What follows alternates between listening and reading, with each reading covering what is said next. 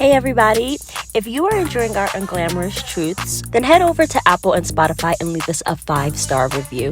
It is one of the best ways for new people to come and join the party. So please like, subscribe, and follow us on YouTube, TikTok, and Instagram, and enjoy this episode. Hello, everybody, and welcome back to another episode of Unglamorous Truths, the podcast about making it in the industry, come hell or high water. I'm Chandra. I'm Crystal. I'm Amebit. And today we have a very, very, very, very special guest. Ooh. He is an actor that you've seen in big-ass movies like My Spy, HONK for Jesus, Sherman's Showcase, which is a TV show, and Fanatic. He has written, developed with FX. He is a friend of ours, a friend to the podcast, a friend to our lives, Devere Rogers. And we have to talk about the fact that for years your name was Devere Star in Making. Star in Making. Get it clear. On Facebook. Yes. And now here you are, a fully realized star. Thank you so much for being here. We're so excited to have you on the pod. Oh, thank you for having me. This is so full circle, so surreal. I was in all my feelings driving up here. I was just like, I can't believe we went from the dorms to out in LA in a studio recording a podcast. Yeah. Crazy. Yeah. Yeah. So you are a multi-talent. You can sing, dance, and act. So we always like to kick it off with a starter question. And today is kind of based off that, right? Now, everybody, you're now a blank slate. You have one talent, and it is acting. That's the only thing you can do, right? Okay. You can add one thing to your arsenal, and it will be equal to your acting talent. You can either add singing, dancing, or playing an instrument. Which one will you choose and why? I am going to choose singing to my arsenal. Okay. Because it's a very showy talent, and it's one you can use.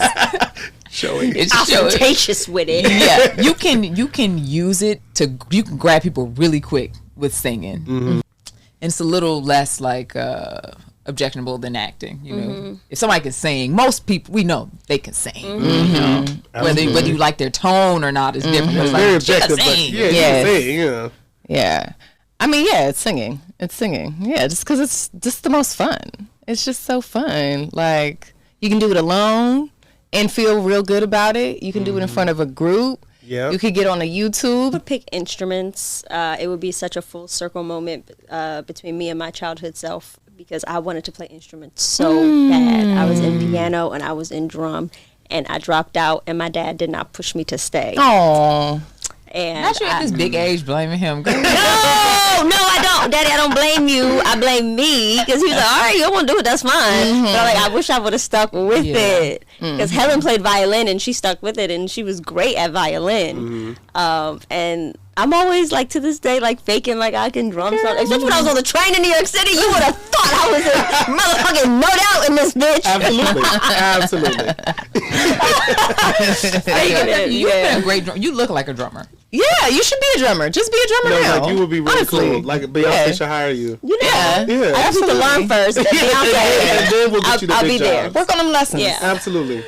I would say dancing because ever since I was a small child, I was always dancing. Like, music always moved me, and also like I was always like a bigger kid or a taller kid, and so people wouldn't expect me to dance or move the way I move. Yeah. Y'all didn't see me dance. That for me is like it just feeds the soul, and it brings joy to people. It brings emotion and feeling to people's souls. Devere was in that group Hypnotic. Oh, yeah, and that I actually created. created Hypnotic. I'll never forget coming to NYU freshman year and being like, wait, who are these people? And who's this happy man dancing in the middle? Hypnotic. Oh my God. You remember Hypnotic? It was a Tish dance group, and I created it because I realized that there was no hip hop. Yeah, they didn't have They it. didn't have any, so I was just like, you know what? I'm gonna create it, and it's like how I choreographed all the numbers. I remember. It was like a whole creative thing that I didn't even know I had in me. I was just like, I saw a hole and wanted to fill it, and I was like, Tish needs a hip hop dance group. And we all took dance together in Daniel Banks' class. Yes, we did. Okay. Oh, we was hitting it, boy. Oh, that class. We all took a This is hip hop class. and it did feature some popping, locking. These are the breaks. Also beatbox.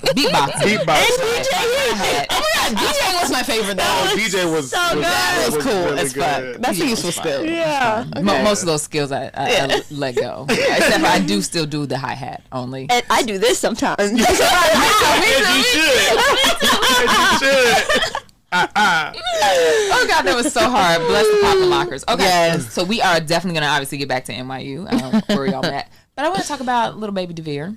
Were you just bubbling around the house, singing, dancing, acting, always? I would say absolutely. Like little baby Devere was so full of life and like loved music because my dad was a DJ, so there was always music playing. And then like I was obsessed with The Wiz because I saw it when I was like 6 years old, and I was like watching it every day after school. I was watching Jackson 5 American Dream every day after school. Yeah. It was just like I loved performance. I love performing. I love, singing and dancing, and like I one of my favorite memories is that like I used to dance because my father's mother lived with us, and I used to go down and just like dance for her. She'd like put on music and I would just dance for her. She'd be like, "Go, baby, go, yes, hit it, yes." And I remember like every time feeling like, I think I can do this. Like I remember as a child being like, "This is fun. I would love to do this." And I think that in me, I always like I was good at a lot of other things, but like performing and just like that aspect of it always just called to me. And so what made you choose acting? Because like you said, you're good at all the things. What made you be like, this is going to be the North Star? I think what made me choose acting, honestly, I think it was like the movie The Wiz. Like, even though it was singing and dancing, it was a musical, but just like, I was like, I wanted to play the lion because I was like, that character for me went through all sort of emotions and all the things. Yeah. What a good artist. Wait, have you never played that character before? No, I played it before. I played it in Atlanta. I played it in Atlanta. But it was a character for me that spoke to me of just like, it's not just singing a song or like dancing a dance. Like I felt like that character really told a story.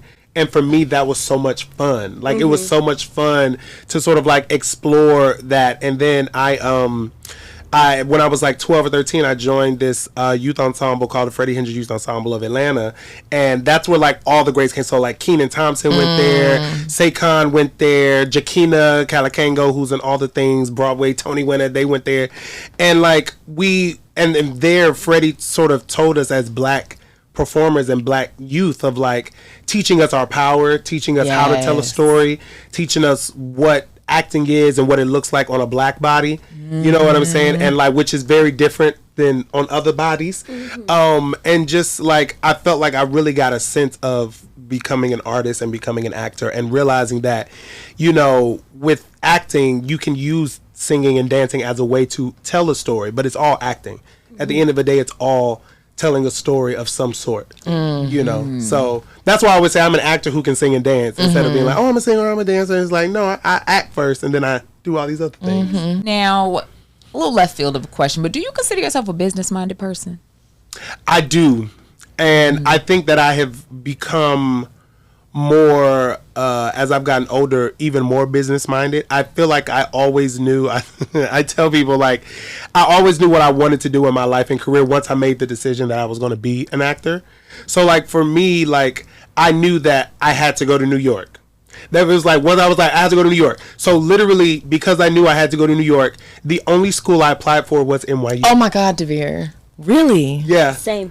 Only school I applied for. And I was, and for me, it was that thing like, I'm getting it. There was no doubt in my mind I wasn't getting in. Yeah. I was like, so I'm going to apply to NYU. I'm going to audition. I'm going to get in. That's massive. I'm going to go to NYU, and then I'm going to get my training, and then I'm going to work in New York, and then I'm going to go to LA. Like for me, it was like business minded in that sense. And even like in school, as y'all know, like NYU was so much about the art and train, which is great. I don't want to make fun of it, but As he makes fun of it. not make fun of it. But the whole time while I was there, I was just like, why aren't y'all teaching me the shit to get the job? Like, Hello. like yes, You were training really is loud good. about that too. I was, yeah, y'all That's why all I know. asked that question. That's why I asked the question, do you consider yourself a business-minded person? Because in college, you were one of the only people I knew who was like, fuck this rule of we cannot audition while I'm in school. And you would go and audition. And I was just like shocked. I was like, oh my God, he's so audacious. Like, he's not scared to get in trouble. I was not, because for me at that point, I was just like, I'm here to do the thing. So why are y'all stopping me from doing the thing? Like, and if I book something, then great. Yeah. But also, it was like, I want to know how to do it. So when I graduate, I'm not like, so how do we audition? Like, where do we go find the thing? And in hindsight, it's clearly that rule's for them, not for us. They don't want to lose students. They don't want to lose students. That has nothing to do with us. That's a bottom line issue. Literally nothing to do with us. Yes. And it was frustrating me because I was just like, you know, people can go through NYU and not know how to audition. Like not have even taken a class of how to audition. Like, thank God a lot of us were able to take like Lee's class of like auditioning and booking the job and business of, you know, show business and all, but like that's not a required class, which it should be. You know what I'm saying? Because it's show business. It's like I love that you can train and roll on the floor and do all the things and all that, but also if you can't book the job, then what's the point? Are you a good auditioner? I love auditioning. Really? Yes. Really? What do you love about it? I love auditioning because, okay, I will say that there are two forms of auditioning. So, like, pre-pandemic, which was, like, going in the room. I love connecting with people in the room. Like, I feel like I'm an in-the-room person. Like, I can win over a room. Just because I go in and I love interacting with the people, and also just I love the sort of spontaneity that can happen in the room, especially if you have like a reader or a casting director or even like the creative teams in there and they want to play. Like, to me, that's fun. That's like really fun. Second, I would say self-tapes. I love self-tape. The first self-tape. I love the first self-tape because it's all me.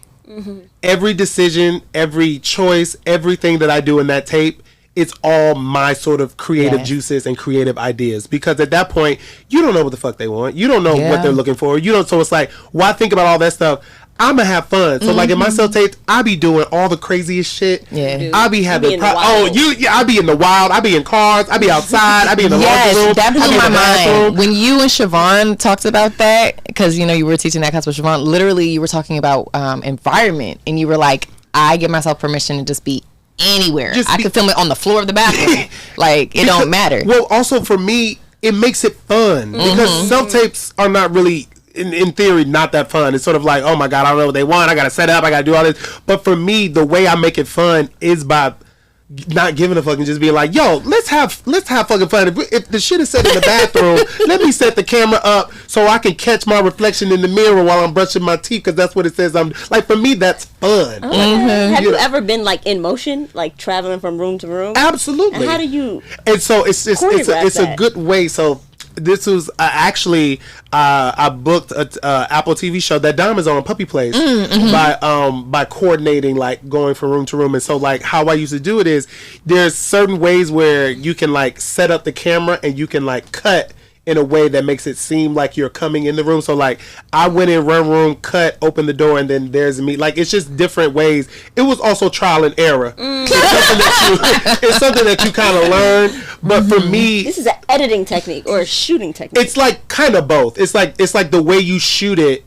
and also the way you edit it can make it seem seamless. Wow. You know, but for me, stuff like that is fun, especially during the pandemic when I wasn't doing it. It was, you know, it was just like, oh, this is fun to sort of create this tape. And I also just love hearing this, because I feel like for me personally, kind of the way we were taught to audition had me in a chokehold for so long, where it was like, okay, if you have props, oh my God, kill yourself. Why would you bring anything in here? You know, like, don't be moving too much, you know, just don't being be eating. Right, just being so stiff, you know, and so I'm always very curious about what auditions look like, and I feel like when you watch the auditions of people who booked, it looks more like that. You know what I'm saying? Like the dude who booked Loki, he's like in a fucking wormhole, you know, and I'm like, I mean, that's how it looks. You know how they put the things on YouTube, but it's like, well, because I think, at least for me, I think like it gives a sense of freedom. Yeah, and the casting directors who are watching are just like, oh, this actor is fearless. Like this actor, like, because the thing is that like when you sort of allow yourself to go there and to just be like, yo, let me film in a closet. Let me just see if I'm coming, what it looked like. You'll discover, even as an actor, different things or different choices that you'll make than if it's just like you in front of a backdrop and a light. Yeah. Because I realized, like, when I first moved to LA, I was doing that. And yeah, my tapes were good because I feel like I'm a good actor, but also I could feel myself in my head because I want to do so many other things, or I want to like move here or do the impulses. I felt like I was like squashing them because I was like, well, it has to be like this, it has to be framed like this. And for me, it's like, it's the first tape is yours. That's why I tell so many of my people and my friends, I'm like, the first tape is yours. Like, if you get notes or they say tone that shit down, just come in front of the camera, great, I can do that. But the first tape is to show you not only my point of view of the character, but how I approach just what we do. I love that. You know what I'm saying? Like, that's why I love it. And that's how it keeps me going, because so many, as I'm sure so many of y'all know, of our actor friends who are just like, oh, I got another fucking audition. Oh my God. I gotta do this. Exactly. And it's sort of like I had to sort of rewire my brain to be like, oh, this is another time for me to do what I love. And also because I don't know what they want, and I don't know if I even have teeth and skin in the game, I'm just gonna do what the fuck I want to do. Right. And it gives me it takes off the pressure of everything else. Yeah. Because it's like, oh, this is me. Yeah. I can just show them what the fuck I want to do and what I think this character is, instead of being like, because of course you think about, because auditioning is tied to us surviving and making money, so you think of that. But it's like, in order for me to enjoy it, I have to go back to that kid in NYU in clown class, or that kid just like trying shit. You know what I'm saying? Because like that for me, you can also feel that in the tape. Definitely. Even if I tell people, like, whether I get it or not, whether I get a callback or not, whatever, the one thing that I've learned, and that from doing the tapes, at least that I do, is that every casting director is just like, oh, I can't wait to see what Devere does in his tape. Do you know what I'm saying? Like, all the feedback is like, oh, the tapes are great. The tapes are fantastic. We like, our office looks forward to seeing. That's amazing. You know what I'm saying? Like, that's the win for me. Yes. It's like, whether I get it or not, whether the producers like it or not, the fact that these casting people are just like, y'all know y'all gonna get a goddamn tape out of the video. You know what I'm saying? Like, I admire your sense of play. Like, I feel like play and permission are just like massive things that's what a gift. And like, it's inspiring. I'm like, damn. And was permission something you were born with, or something self-taught? I think it was self-taught. Just because I feel like growing up, I felt, especially growing up in the South and growing up black, like, you only have so much permission to do so many things, you know what I'm saying? And so I felt like, as I became older and got out of Atlanta and out of the house and was on my own, I sort of gave myself permission to just be, and to just like do the crazy things or say the crazy things or be however I wanted to be, and not think about like, oh, well, I don't want to, step on nobody's toes and make anybody feel uncomfortable, or you know what I'm saying? And it gives me the permission as an artist and as an actor to also just like be. And like not be in your head. Like, I'm so big on just like, it is what it is. You know what I'm saying? Like, I think that's also why I love self-tapes, because it's sort of like, especially if I feel good about it, I try not to do more than 2 takes if I don't fuck up or something, because it's sort of like, I can't overanalyze, I can't overthink. This is me, this is what it is, this is like, you can be like, oh, that moment, you can nitpick every moment, because you always, as an actor, are trying to be better but it's like, it's never going to be the perfect tape. No matter what you think the perfect tape is, it's never going to be that. So it's just like, why not just go do balls to the wall, do your thing, and be like, all right, that was cool, and see if they fuck with it. Right. And do you go off book? I do. I have to, just because of the way that I shoot shit. I have to be off book. And I know a lot of, and also I tell people I'm blessed to have a photographic memory, so it's a little easier for me to get off book. You one of them. I hate y'all. So it's a little easier for me to get off book than other people, but for me, being off book just allows me to play. You improv as well? Oh, absolutely. Every take?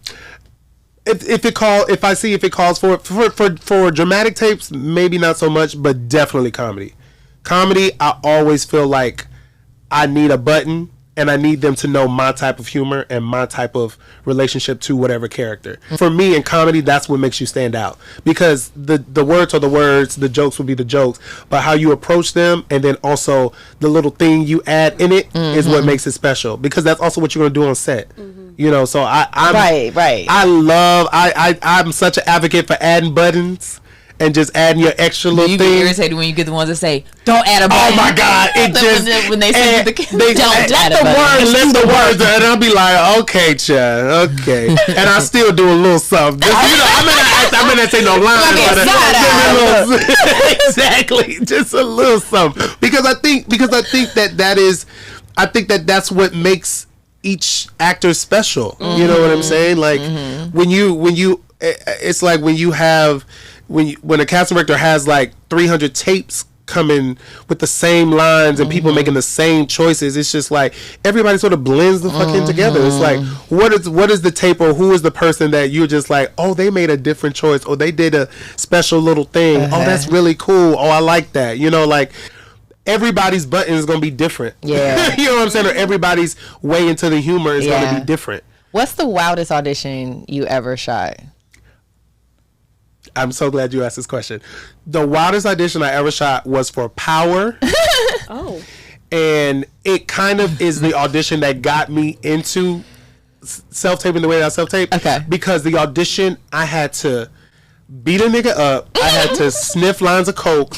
I had to roll up on a nigga with a gun. It was like so crazy, like everything that I had to do. And I remember getting this audition, and I remember being anxious about it, because I was like, how am I going to actively show all these things I have to do? And it was the biggest aha moment for me as an actor. I was like, fuck it, I'm gonna do it. I'm gonna do it all. And I shot, and when I tell you, I shot it in my house. I shot it. I didn't have a gun, but I had like, I forget what I had. It was like a phone or something. I had a gun. I put like flour on the counter and I didn't sniff it, but I just like put my nose in it, was like doing all this, and I beat up my chair when I had to beat up it was crazy, because I was like, I am 100% not getting this role, but I had the best time. I had the best fucking and when I tell you I had so much fun, that's literally changed my life. I was like, what nigga? And like beating the chair off screen, but you could see me like doing it.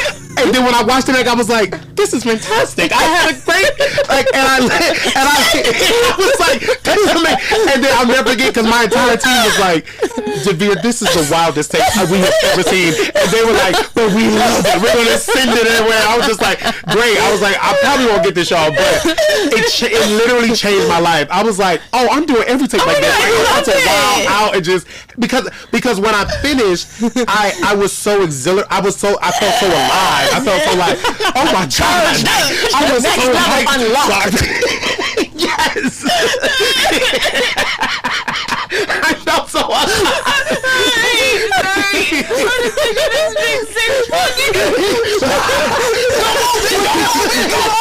Sniffing flour and shit.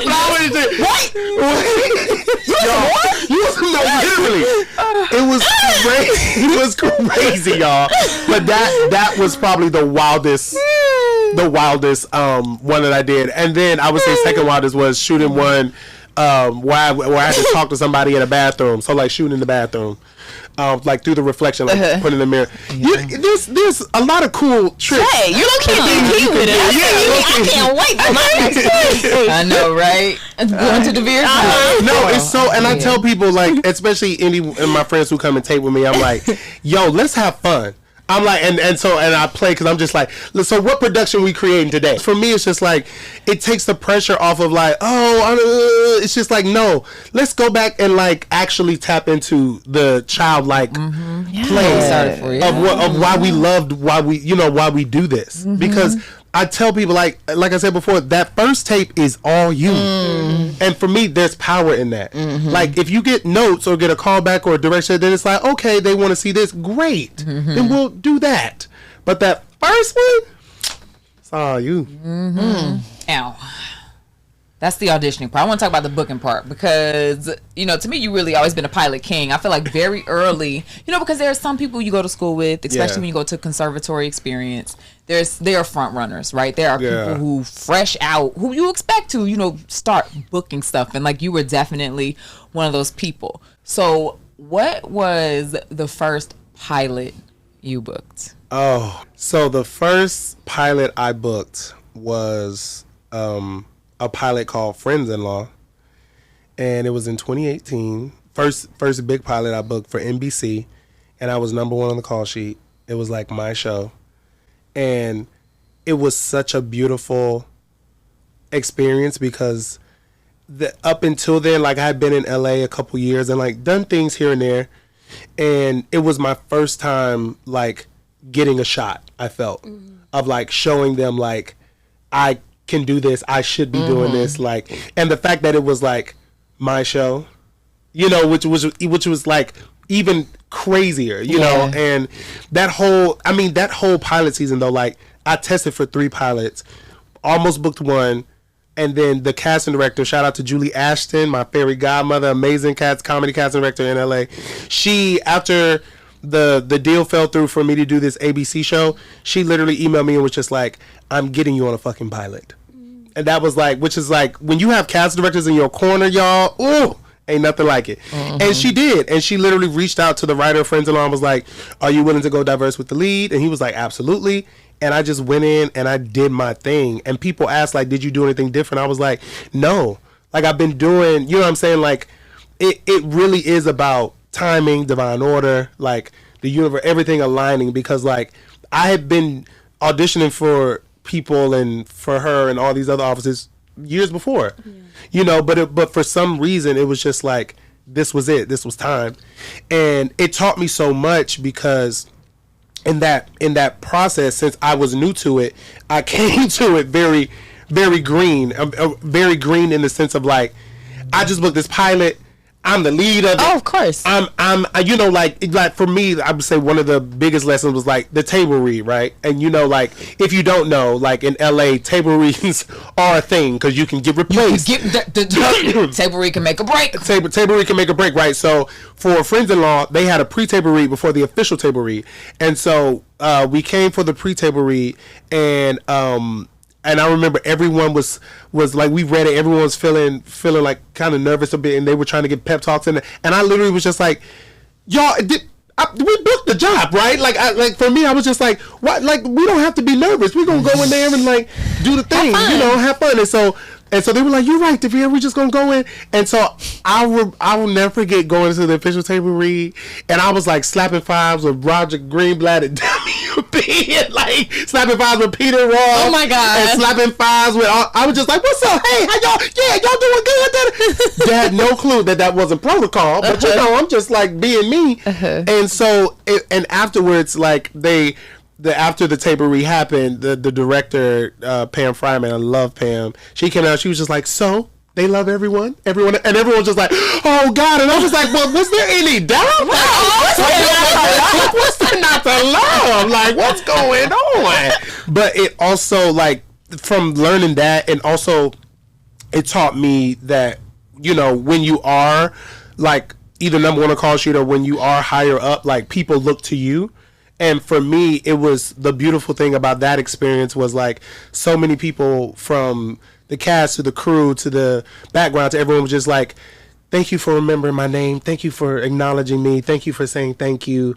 You know, you created such a great, you know, like atmosphere on set. And for me, I was just like, yo, I'm just being me. Like, I don't know, you know, it was just learning that like, sets don't have to be contentious. No.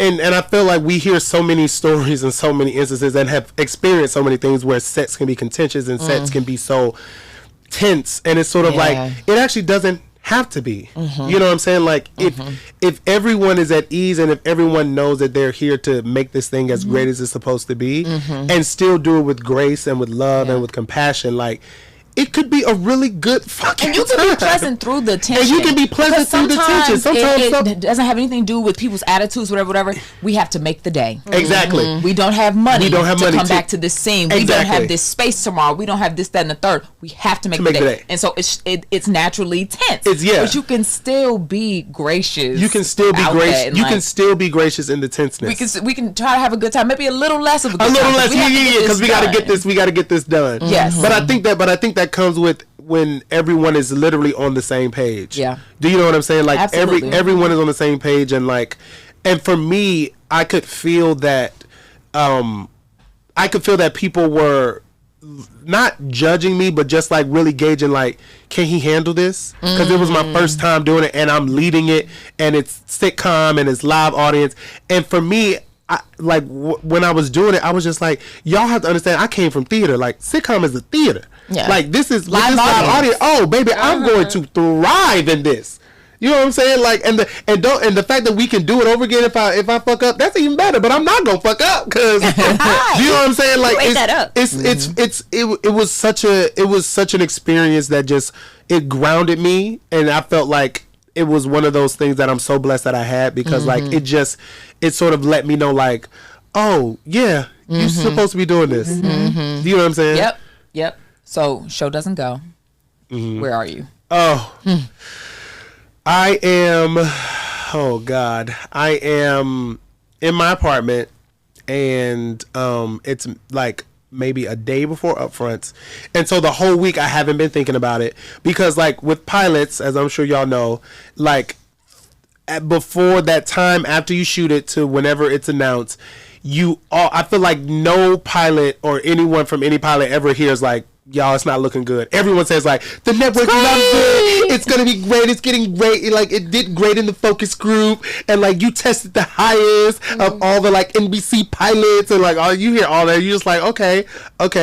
And I was in my apartment. It was like the day before it was supposed to be announced upfronts, and then the showrunner Brian texted me. It was just like, hey, I just want to let you know it's not going our way, but WB loves you. I love you. NBC loves you. Like, you know, like this is part of the business. And I remember getting it, I was just like, okay, this wasn't it, you know, but I'm glad I had the experience. And what I took away from it, which was a beautiful thing, was like maybe a week after upfronts happened and we knew it wasn't happening.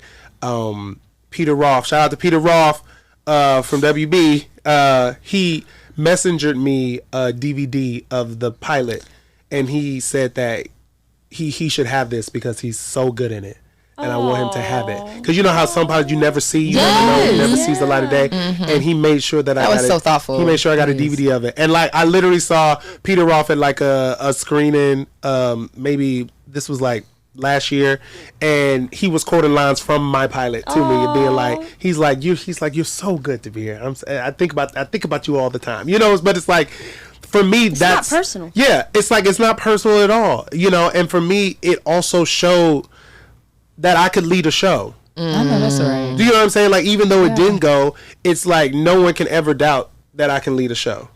You know, and I think you have to, when those setbacks come, or when those rejections come, or those pilots not getting picked up come, the fact that you even got to do it is the win. And the fact that people saw you do it and know that you can do it is also a win, because that's just going to set you up for the future, because no one's ever going to question, well, can he lead a show? You could be like, here, the DVD, you gotta play it and watch it. You know what I'm saying? Whole 30 minutes on Actors Access. Exactly. IMDb Pro. But no, I think that is, and I think especially like like we all came from New York out here, and like knowing, and for me it was just like knowing that it was possible, and also showing like everyone who I went to school with, who was in New York, who was thinking about LA, being like, no, y'all, it's possible. You know what I'm saying? Like, I came out here and had to start all the way over, and literally 3-4 years after I got here, I booked a NBC pilot as the lead of the show. Yeah, because when you got out here, you had to get all new representation, right? I had to get all new reps, because all my reps were New York based, so I had to like start over, and it was hard. You know what I'm saying? Like, it was hard, like doing those like casting director workshops, just trying to get in front of casting directors and trying to like just be seen. You know, What made you want to come here? was at a point in my journey in New York where I felt like I felt like it was getting very stale, and I felt like I wouldn't be able to book the jobs that I wanted until, especially because I was still doing theater heavy. I was like, I'm gonna be able to book jobs or roles that I would want until like I'm in my 40s. Older, yep. And then it was just like, so what do I do? And then I did a movie, short film called For Flow that was on HBO, and where I played a rapper, and that did really well for me. And so people were just like, oh, you could do the film and TV thing. And then my rep at the time, I'm not going to say their name because they're awful, but they told me when I said I want to really get into film and TV, they said, oh, that's not your market. You're not going to work in there. You're not going to work in film and TV. Theater's your thing. And I was just like, who are you? Oh, okay. And so the more that I thought about it, the more I was just like, I feel like I can work in film and TV now. Whereas in the roles that I felt like I wanted in theater, I wasn't going to be able to get until I was in my 30s or 40s. I've always wanted to live in LA. I've always wanted to work in LA. I've always wanted to do film and TV. So why the fuck not? That's one of my favorite things about you. You don't let nobody tell you about yourself. No. No, because you can't. You know what I'm saying? Like, and I feel like so many people deter from doing things or going for things or trying to go for things because of what other people have to say about what you trying to do. And it's like fuck no. I was like, and it was crazy because like when I felt like I told all of y'all like I was up and moving in like 6 months I left. You know, it was very like, and I had so many people be like, why you've been here 8 years? Like this and that. And I was just like, y'all, the one thing that I always held on to was like, if LA doesn't work, I can always come back to New York because I know New York. I knew LA was gonna work. It was just, you know, like just like I knew I was gonna get an NYU. Yeah. It was the same energy. Intuition. It was the same energy. Did you ever think about going to Atlanta? Being from there? Absolutely Atlanta? not. No. Interesting. Why? For several reasons, but I think that in my mind at that time, and I think it's different now, but at that time I felt like even though things were shooting in Atlanta, they were being cast out of New York and LA. That's true. So it didn't make any sense. And also, I didn't want to go back and stay with my mama. So I was just like, love you, ma. Yeah. But, you know, I was just like, I would rather like just try LA. You know what I'm saying? And if Atlanta turns out to be a true like casting pool city, great. And I think it's kind of sort of becoming that now, but back then 10 years ago it was like everything was shooting there, but like the lead roles they weren't cast out of Atlanta. You know what I'm saying? Like and that's what I was trying to get. Like if I was trying to just start out with co-stars or like little things here and there, maybe, but you know, I shoot for the stars. I was starting to make it back in the day. I was shooting for the stars. You know what I'm saying? Now, behind the confidence, the drive, the determination, does the doubt ever creep in? Yeah, I think it definitely does. I think I'm human, so like it definitely creeps in, and I think that I feel like I combat it by really leaning into what's for me is for me and won't miss me, and sort of knowing that like having goalposts to sort of remind myself that what I'm doing is good and the work that I'm doing is good. And like when you have those moments, like for me, a big goalpost for me was Honk for Jesus. And it was because the reason I even got into that movie and got a part of that project was because I had done another project for the producer, and he loved me on that project and just literally brought me on to do he asked me, can you just do a table read for this movie called Honk for Jesus? Regina Hall and Sterling K. Brown are in it, and we just want you to read some of the characters. And I know you're going to do a great job. Just do what you do. And I was like, okay, great. Did the table read.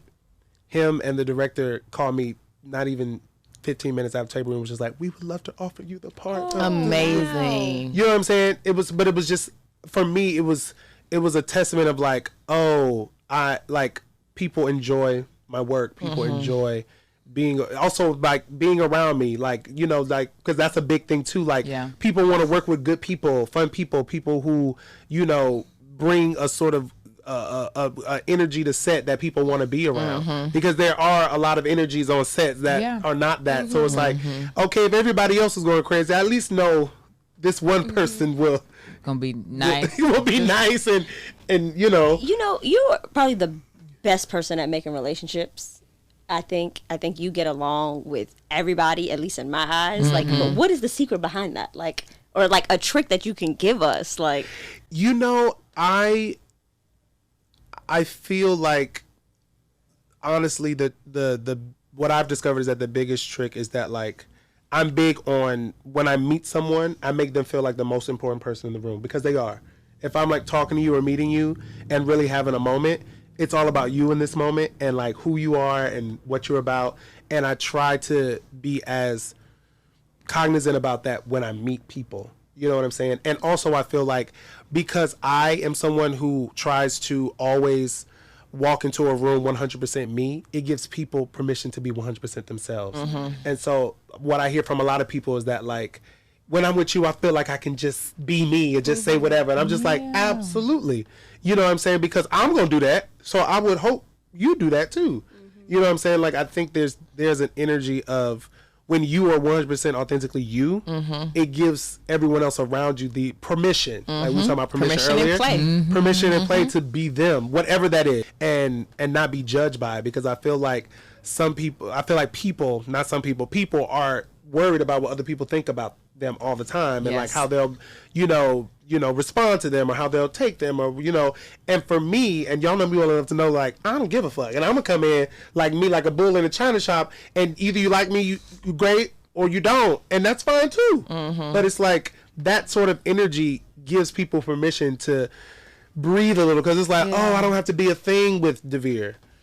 Or I don't have to be a thing. I can just, like, be me, whatever that is. And for me, that is the biggest compliment. And just as a person, is like, as a human, I love when people can be like, oh, I don't have to do the thing. Because you know how some people have to prepare themselves to do the thing. And I'm like, child, man, but you ain't got to please, come on over here in your sweats. And you ain't got to, come on now.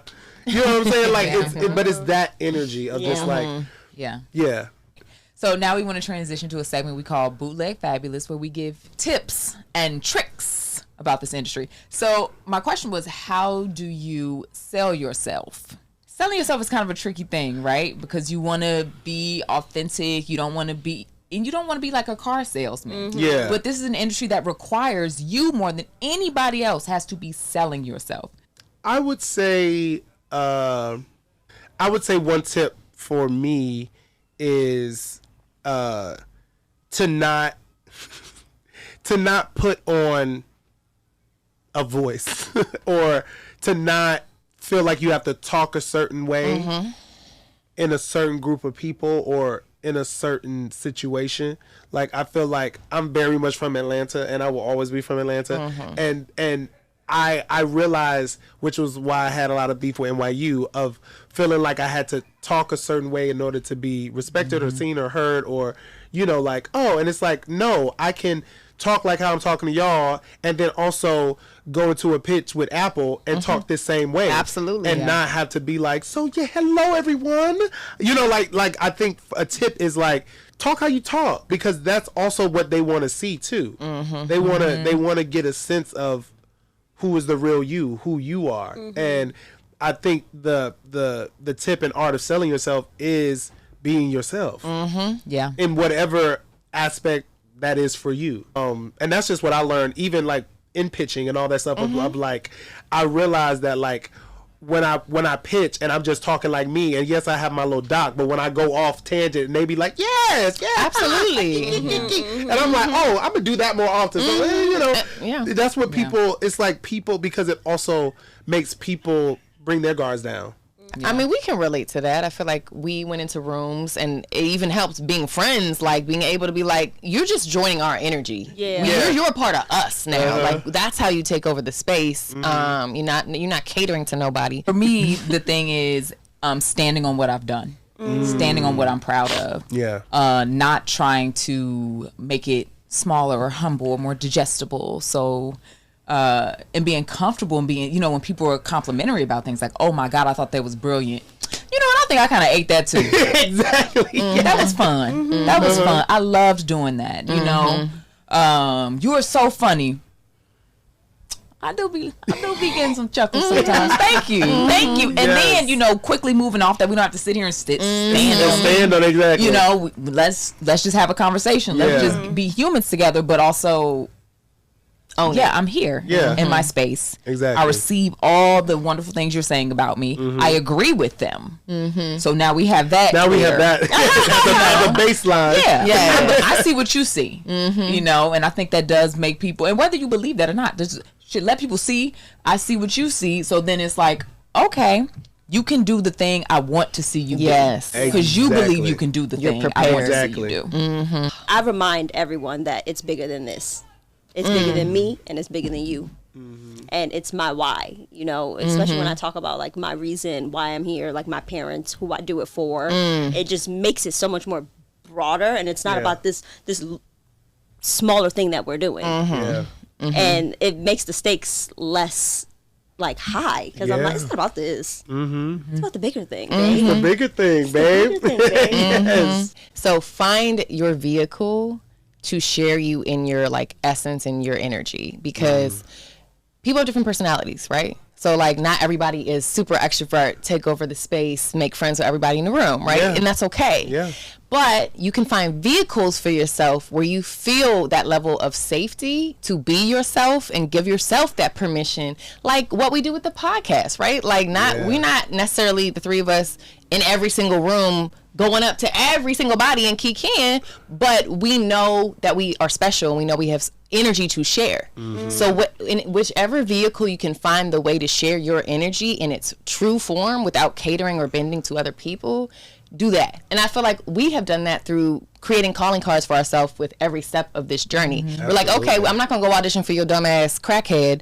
I'm gonna make this web series about the shit that's real to me, in my energy and my power, and y'all gonna fuck with it. Exactly. That's it. That's the brilliant way to sell yourself. Create the work. Create the work. Awesome. Well, that was amazing. I mean, we could really sit here and kiki all day, you know, perhaps kiki after, but this has been wonderful. Thank you so much for sharing so many gems with us, so many laughs. And thank you guys for joining us for another episode of Unglamorous Truths. I'm Chandra. You can find me at Chani. I'm Crystal. You can find me at _Chris. I'm Amebit. You can find me at AmebitBNA. And I am Devere Rogers, and you can find me at It's Devere Rogers. And you can find us at Unglamorous Truths, and you can listen to our podcast wherever you find yours.